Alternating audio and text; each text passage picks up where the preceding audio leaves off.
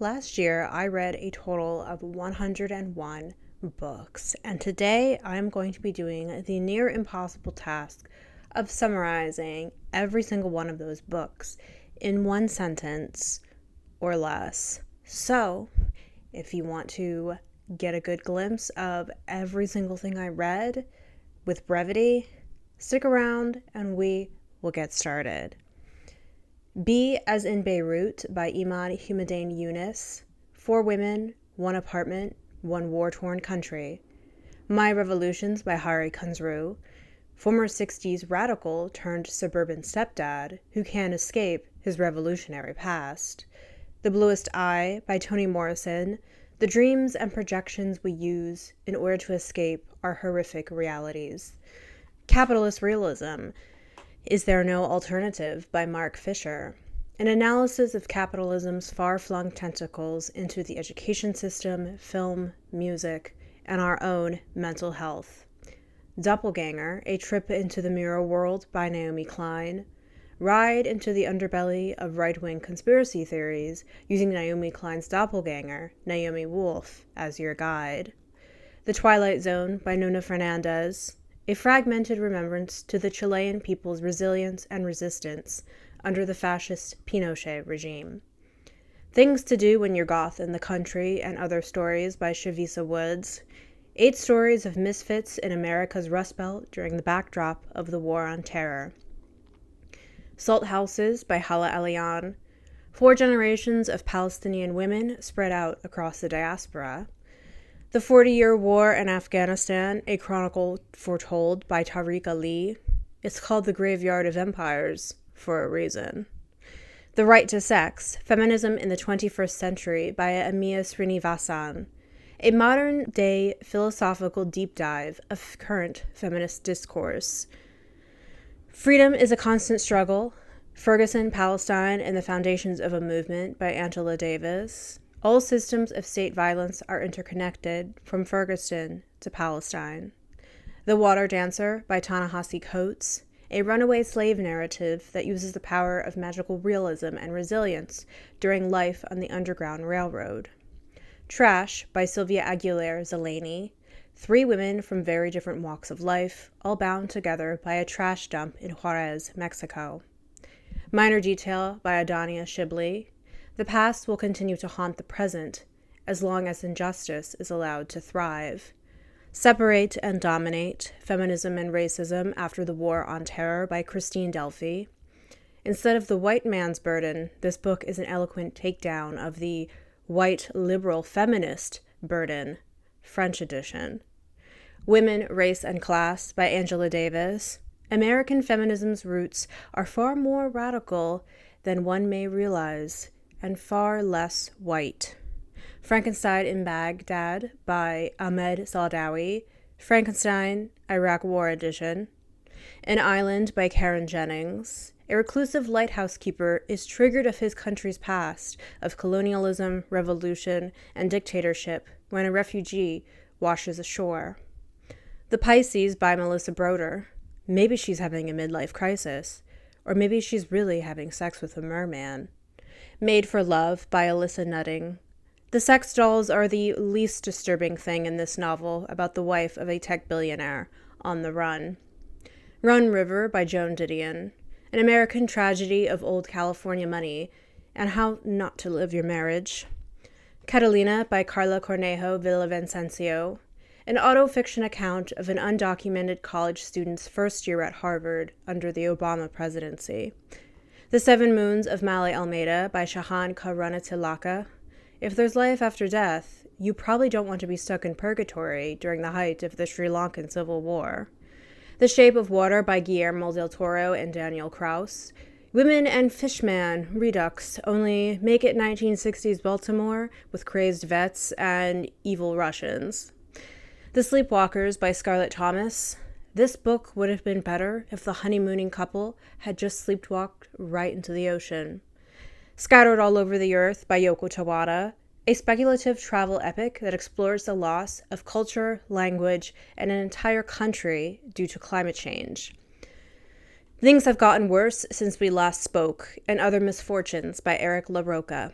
Two women correspond over email and AIM in a twisted power dynamic that soon goes off the rails, along with two other short stories that should have stayed in the drafts. Eileen by Ottessa Moshfegh. Life can be so miserable and mundane until you find yourself involved in a co-worker's crazed vigilante act. You Exist Too Much by Zania Arafat. A bisexual Palestinian American grapples with shame, familial rejection, and self-destruction at a rehab for her sex addiction. Homesick for Another World by Ottessa Moshfegh. Unlikable, gross weirdos abound in these short stories, which Moshfegh does best. The Dream Hotel by Laila Leilami. Orange is the New Black meets 1984 with a computer upgrade.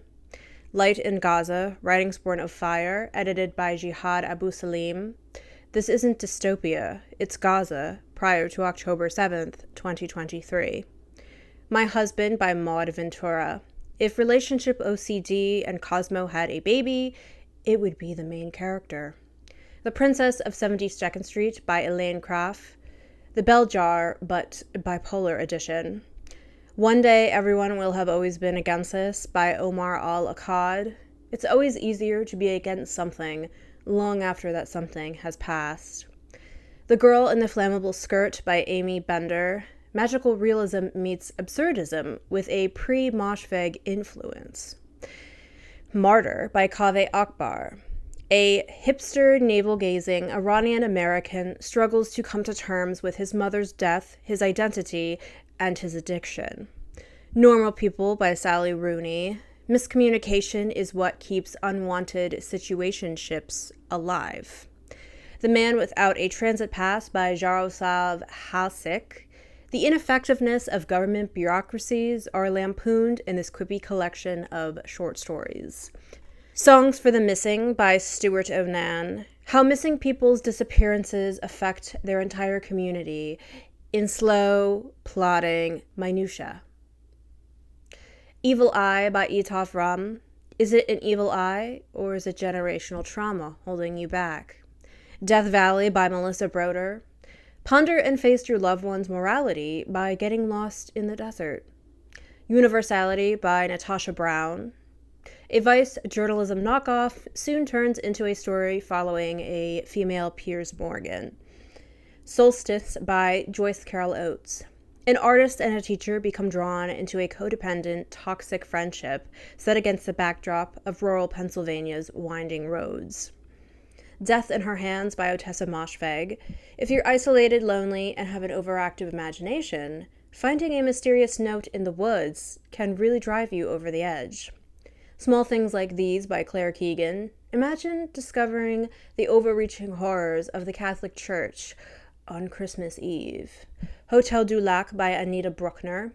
A romance novelist takes refuge in a Swiss hotel where she meets a revolving cast of characters and judges every woman she comes into contact with. Madonna in a Fur Coat by Sabat Khan Ali. A Turkish classic that makes me wonder if this is really about lost love or how men are quick to categorize women as either treacherous whores or Madonnas. James by Percival Everett. This retelling of Huckleberry Finn goes from Mark Twain to Quentin Tarantino real quick. The Blind Assassin by Margaret Atwood. A tale of two sisters, the men who ruined and shaped their lives in a nested sci-fi novel. Good Girl by Aria Aber. A portrait of the artist as a young woman with grimy nightclubs, an identity crisis, and copious amounts of drugs. Milk-Fed by Melissa Broder. Mommy kinks and fat fetishization make for a messy novel. American Appetites by Joyce Carol Oates. Honest communication in a marriage really would have prevented a lot in this book. Women, Culture, Politics by Angela Davis. The 80s from a Black feminist perspective, or The More Things Change, the More They Stay the Same. Gulf by Mo Ogronick. Women Can Become Monsters, Suffering Under the Patriarchy. We Are All Equally Far from Love by Adania Shibli. This translation, which centers on a Palestinian girl who works at the post office, is more disorganized than an actual post office. The Tent by Mira Al-Tahawi. An Egyptian Bedouin Girl Goes Mad. Night Bitch by Rachel Yoder. Being a mother can really turn you into a bitch. The Witches of El Paso by Louis Jaramillo. Love in the Time of Time Travel. Girl, Woman, Other by Bernardine Evaristo.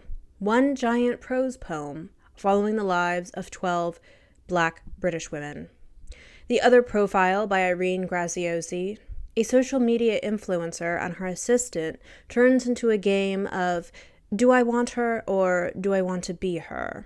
Enemy Feminisms, TERFs, Policewomen, and Girl Bosses Against Liberation by Sophie Lewis. The limitations and harm of certain strains of feminism that can quickly turn fascist. Birding by Rose Ruan. Self-actualization can mean freedom from your shitty male manager or your codependent mother. Discontent by Beatriz Serrano. Bullshit corporate jobs and the YouTube binges we use to cope. Deep Water by Patricia Highsmith. A 1950s marriage that's open and full of jealousy and torment. Drive Your Plow Over the Bones of the Dead by Olga Tokarczuk. Revenge, Astrology, and Animal Rights in the Polish Countryside. Reform or Revolution and Other Writings by Rosa Luxemburg. The very nature of socialism is revolutionary, which is why it will never be voted in. Sky Daddy by Kate Folk. She's not fantasizing about the pilot. It's the plane. Doll Parts by Penny Zhang. A wannabe dark academia novel that should have stayed as a 90s playlist. The Most by Jessica Anthony. A 1950s cheating couple and the secrets they keep from one another. House of Beth by Carrie Cullen. If you have bad OCD, don't go back to your hometown and marry your childhood sweetheart. Banyan Moon by Tao Tai. A multi-generational family saga of 3 Vietnamese American women and the shitty men they get caught up with. We Love You Bunny by Mona Awad. A prequel sequel to the 2019 book Bunny, where the bunnies tell their side of the story in a manner that borders almost on fan fiction.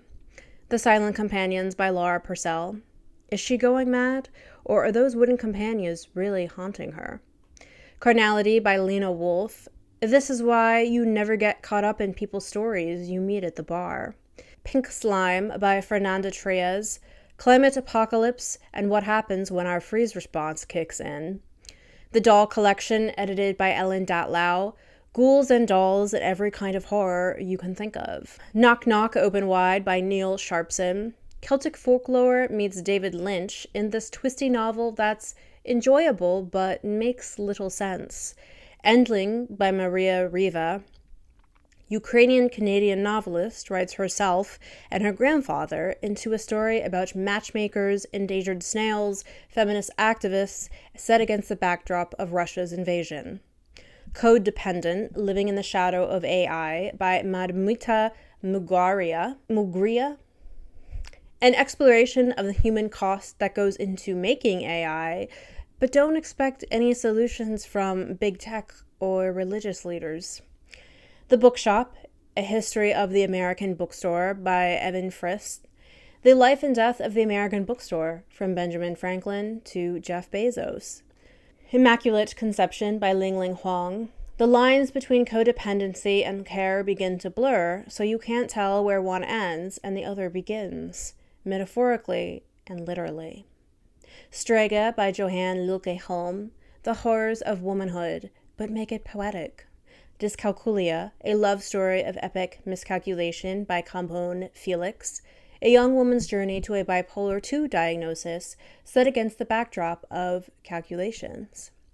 The Buffalo Hunter by Stephen Graham Jones, a Native American revenge story where our Blackfoot protagonist is out for blood, literally.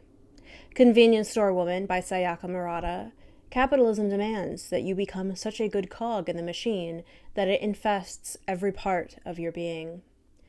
Eleutheria by Allegra Hyde, an alternate climate change history that feels more real by the day.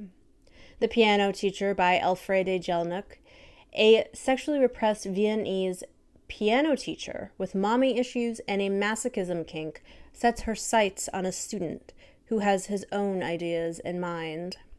Hungerstone by Kat Dunn, A subservient wife gets revenge with a little help from a vampire in this Carmilla retelling. What Hunger by Catherine Dang, YA-esque horror that needed a lot less YA and a lot more cannibalism. Flashlight by Susan Choi, the geopolitics of Korea and Japan and one family that becomes caught in the middle. I Lock My Door Upon Myself by Joyce Carol Oates, family secrets and the ostracization of the black sheep of the family. Sula by Toni Morrison, a little slice of Americana from an African-American perspective that centers on the intensity and complexity of female friendship and the Jezebel archetype. Will There Ever Be Another You by Patricia Lockwood, COVID brain fog meets David Sedaris in an acid trip. Bridge by Lauren Bukes, mourning your mother while time traveling through multiverses and eating dream worms. You Are the Snake by Juliet Escoria, adolescent female rage turned outward. The Age of Innocence by Edith Wharton, lifestyles of the rich and sheltered in 1870s New York. Happiness and Love by Zoe Dupneau, one woman's rant against the New York bourgeoisie. Pick a Color by Suvankan Thamavangsa. If you've ever wondered if the women at the nail salon are gossiping about you, they are. A Failure of Vision, Michael Harrington and the Limits of Democratic Socialism by Doug Green. Insanity is trying to reform the Democratic Party over and over again. Greater Than the Sum of Our Parts, Feminism, Internationalism, and Palestine by Nada Aliyah. Palestinian freedom is bound up in other liberation struggles. And that's it. Those are my one-sentence summaries of every single 101 books I read in 2025. If you liked this video, please give it a thumbs up, comment, subscribe. Let me know if you have read or want to read any of these books, and I will see you in the next one. Bye-bye.